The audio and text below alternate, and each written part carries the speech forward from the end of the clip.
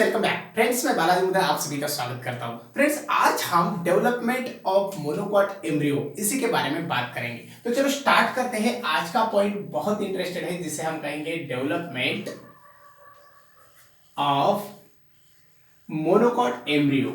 Monocot embryo यानी कि हमें मोनोकॉट एम्ब्रियो की डेवलपमेंट देखना है। इसी लेक्चर से पहले हमने डेवलपमेंट ऑफ डाइकॉट एम्ब्रियो के बारे में बात की थी। आज हम डेवलपमेंट ऑफ मोनोकॉट एम्ब्रियो के बारे में बात करते हैं। तो देखो, सबसे फर्स्ट देखो बच्चों, जाइगोट था। इसी जाइगोट को हमने डिप्लॉइड जाइगोट बताया था। ये फर्टिलाइजेशन का रिजल्ट था। फर्टिलाइजेशन होने के बाद हमें जो जाइगोट मिला था वो डिप्लॉइड था। इसी जाइगोट के अंदर हमें डिवीजन मिलता है, और जो डिवीजन मिलेगा तो उसी डिवीजन से हमें 3 सेल्स दिखाई देते हैं। फर्स्ट सेल, सेकेंड सेल और थर्ड सेल। इसी प्रकार से 3 सेल्स हमें वहां पर दिखाई देते हैं। यहां पर जो 3 सेल्स फॉर्म हो चुके हैं, जो ऊपर वाली सेल रहेगी इसे हम कहेंगे टर्मिनल सेल। क्या कहेंगे? Terminal cell. ठीक है, ये टर्मिनल सेल बन गई। अंदर वाली मिडल सेल बनती है, मिडल सेल। और बच्चों जो लास्ट वन है वो बेसल सेल है। तो इसी तरह से ये बेसल सेल बन गई। तो 3 टाइप्स के सेल्स वहां पर हमें दिखाई देते हैं। एक होती है टर्मिनल, जो एक टॉप में होती है। जो मिडल में होती है वो मिडल सेल रहेगी, और जो लास्ट को रहेगी वो बेसल सेल रहेगी। तो इसी टाइप्स के 3 सेल्स हमें वहां पर दिखाई देते हैं। उसके बाद देखो, टर्मिनल सेल से हमें कुछ ऐसा डिवीजन मिलता है, तो जो डिवीजन कुछ अलग रहेगा। मिडल सेल के बारे में आप बात करेंगे तो वो भी डिवीजन हमें कुछ अलग दिखाई देता है, और बेसल सेल जो रहेगी वो एज इट इज दिखाई देती है। ठीक है, तो इसके बेसिस पर आगे का स्ट्रक्चर किस प्रकार से है। जो बेसल सेल है उसे सबसे पहले ड्रॉ करते हैं। हम बेसल सेल को ड्रॉ कर रहे हैं तो इस प्रकार से बेसल सेल दिखाई दे रही है, थोड़ा लार्ज होती हुई नजर आ रही है। और मिडल सेल का जो डिवीजन है वो हमारे लिए बहुत बहुत इंपॉर्टेंट है, यानी कि मिडल सेल का डिवीजन यहाँ पर हमें दिखाई देता है। तो वो किस प्रकार से होता है, देखो इस प्रकार से मिडल सेल्स यहाँ पर डिवाइड हो रही है, और उसी से हमें जो मिल रहा स्ट्रक्चर वो बहुत कॉम्प्लिकेटेड मिलेगा, और उसके अंदर सेल का मास दिखाई देता है। तो यहाँ पर देखो बहुत सारे सेल्स है, और जो मास के अंदर दिखाई दे रही है ये मिडल सेल का डिवीजन बन गया है। किसका बन गया? मिडल सेल का डिवीजन बन गया। तो इसी तरह से ये सिंपल हमें स्ट्रक्चर दिखाई दे रहा है, और इसी स्ट्रक्चर के बेसिस पर जो सेल्स दिखाई दे रहे हैं वो कुछ इस तरह से वहां पर दिखाई दे। तो ये बन गए मिडल सेल्स। अब रही बात टर्मिनल सेल की। जो टर्मिनल सेल्स अभी तो हम इसे डिवाइड अभी नहीं करेंगे, तो सीधा सीधा इसी का स्ट्रक्चर निकाल लेते हैं इस प्रकार से। तो ये टर्मिनल सेल्स बनती है। तो इस तरह से टर्मिनल सेल, मिडल सेल और बेसल सेल।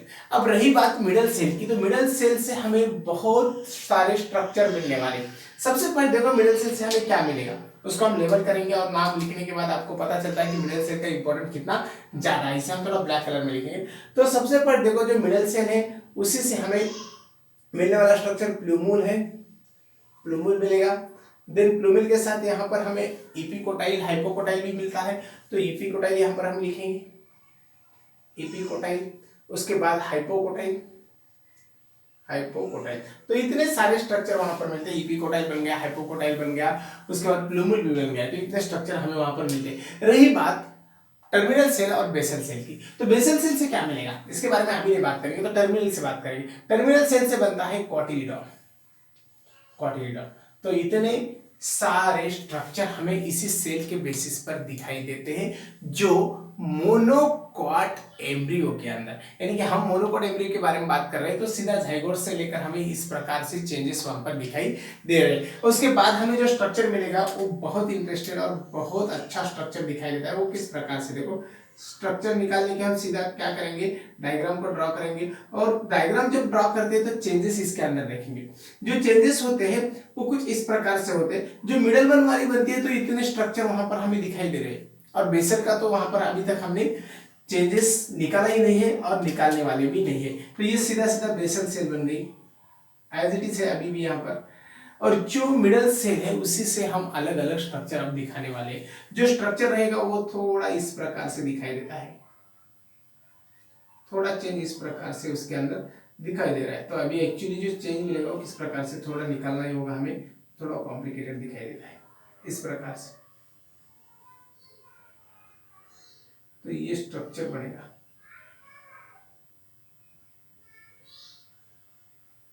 ठीक है, अब देखो ये इतना सिंपल स्ट्रक्चर वहां पर मिलता है, यहाँ पर हमें कुछ सस्पेंसर सेल दिखाई दे रहे हैं अभी भी, यानी कि सस्पेंसर सेल यहाँ पर अभी भी है।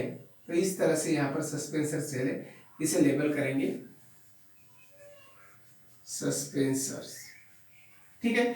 और ये क्या होता है, सस्पेंसर सेल करेंगे, सस्पेंसर सेल्स। ये स्ट्रक्चर जो बनता है, ये स्ट्रक्चर हमें प्लूमूल, एपिकोटाइल, हाइपोकोटाइल दिखाता है। अभी ऊपर का जो पार्ट है तो ये बन गया यहाँ पर, इसे हम कोलियोप्टाइल कहेंगे, कोलियोप्टाइल, ठीक है। कोलियोप्टाइल के साथ यहाँ पर नीचे के साइड को इस तरह से एपिकोटाइल दिखाई देगा। क्या दिखाई देगा, एपिकोटाइल, ठीक है। ये होगा एपिकोटाइल बन गया, कोलियोप्टाइल बन गया। देन बच्चों यहाँ पर और एक स्ट्रक्चर दिखाई देता है जो कुछ इस तरह से होता है, जिसे हम हाइपोकोटाइल कहेंगे। क्या कहेंगे, हाइपोकोटाइल, ठीक है। और यहाँ पर जो पार्ट दिखाई दे रहा है, यहाँ पर भी एक स्ट्रक्चर इस तरह से दिखाई देता है जो कोलिरिजा बनेगा, कोलिरिजा। क्या बनेगा, कोलिरिजा, कोलियोरिजा, ठीक है। इस तरह से इतने स्ट्रक्चर वहां पर तो हमें दिखाई देते हैं। हाइपोकोटाइल बन गया, एपिकोटाइल बन गया, प्लूमूल बन गया जो हमने यहाँ पर निकाला है। उसके बाद कैल्यूटाइल भी दिखाई दे रहा है और कोलेरिजा का भी स्ट्रक्चर दिखाई दे रहा है। और जो रही बात अब टर्मिनल सेल की, तो वो कॉटिलीडॉन बनाएगी। वो किस प्रकार से बनेगा कॉटिलीडॉन, देखो ये भी हम अलग पेन से निकालेंगे। तो यहां से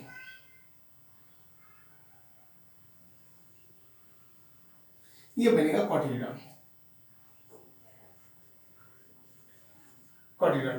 तो ये थीन होता है, इसलिए हम उसे स्कूटेलम बताएंगे। क्या बताएंगे, स्कूटेलम, ठीक है। इतना स्ट्रक्चर वहां पर हमें डेवलपमेंट ऑफ एम्ब्रियो के साथ दिखाई देता है। अभी भी basal cell as it is दिखाई दे रही है, उसके साथ हमें सस्पेंसर सेल भी दिखाई देते हैं। फिर से स्ट्रक्चर थोड़ा और हम यहाँ पर डिटेल निकालेंगे। डिटेल स्ट्रक्चर निकालते तो किस प्रकार से होता है, एम्ब्रियो का निकालेंगे पूरा स्ट्रक्चर। तो यहाँ पर हमने क्या किया है, अभी जो स्ट्रक्चर निकाला था वो सीधा सीधा इस प्रकार से निकाला था। बेसल सेल को अभी वहां पर हम नहीं निकालेंगे, ठीक है। थोड़ा सीधा सीधा निकालना पड़ेगा। इस तरह से ये स्ट्रक्चर मिल गया। ये ऊपर वाला पार्ट कौन सा है, मैंने अभी आपको बताया, कोलियोप्टाइल, कोलियोप्टाइल का बन गया। उसके बाद एपिकोटाइल, हाइपोकोटाइल, यहाँ पर कोलेरिजा का बनता है, कोलियोरिजा, ठीक है। और इधर के साइड को कॉटिलीडॉन है,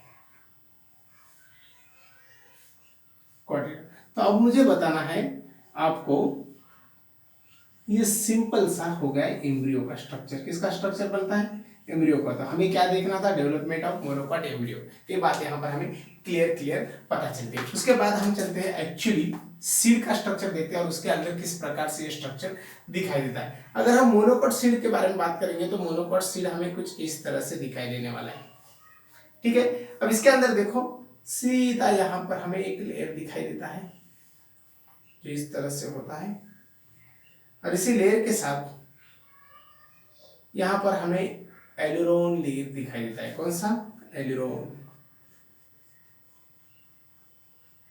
एलुरोन लेयर जो प्रोटीन से बना हुआ होता है। और ये जो होता है ये एंडोस्पर्म है। क्या है, एंडोस्पर्म, यानी कि इनसाइड द स्पर्म, यानी कि सीड के अंदर की ये जगह है जहां पर न्यूट्रिटिव फूड मटेरियल होता है। ये बात हमें यहाँ पर याद रखना है। सिंपल वहां पर हम याद रखेंगे। यहाँ पर कुछ ऐसे सेल्स दिखाई दे रहे हैं और नीचे के साइड को एम्ब्रियो की अरेंजमेंट दिखाई देती है। तो जो एम्ब्रियो अभी हमने यहाँ पर निकाला, इस तरह से ये पार्ट बनेगा। ये बन गया कोलियोप्टाइल, ये बन गया कोलेरिजा, ये बन गया एपिकोटाइल, ये बन गया हाइपोकोटाइल। कोलियोप्टाइल, कोलेरिजा, ये ईपी और ये हाइपो। तो ये पूरा स्ट्रक्चर यहाँ पर प्लूमूल भी दिखाई देता है और रेडिकल भी दिखाई देता है। इसके साथ यहाँ पर दिखाई देगा स्कूटेलम, यानी कि कॉटिलीडॉन।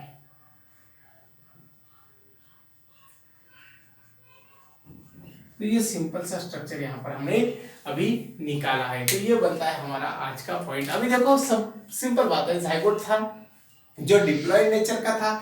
इसी जाइगोट से हमें 3 सेल मिल गए। 3 सेल में से फर्स्ट टर्मिनल थी, सेकेंड मिडल थी और बेसल थी।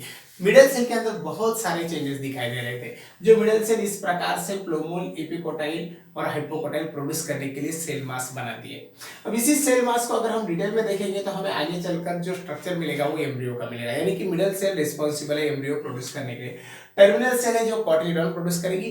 बेसल सेल के बारे में तो अभी बात हमने नहीं की है। उसके बाद जो स्ट्रक्चर मिला है वो कुछ इस तरह से, टर्मिनल सेल का कॉटिलिडॉन बन गया, कोलियोक्टाइल, एपिकोटाइल, हाइपोकोटाइल, कोलेरिजा जो मिडल सेल से बनते हैं, और फाइनली बेसल सेल और सस्पेंसर सेल अभी भी दिखाई दे रहे हैं। उसके बाद सीधा अरेंजमेंट दिखाई दे रही है, और अरेंजमेंट के बाद बेसल सेल और सस्पेंसर सेल वहां पर हमें हिडन होते हुए नजर आते हैं, या फिर वो सीधा सीधा डिजनरेट होते हैं, या फिर उन्हीं का जो न्यूट्रिटिव मटेरियल है वो हेल्प करता है इसी स्ट्रक्चर को पूरी तरह से फॉर्म होते हुए, ठीक है। और जो फाइनली स्ट्रक्चर मिलेगा वो इस तरह से मिलेगा, इसी स्ट्रक्चर के अंदर ये एम्ब्रियो पूरा बनता है। तो ये होता है हमारा डेवलपमेंट ऑफ मोनोकॉट।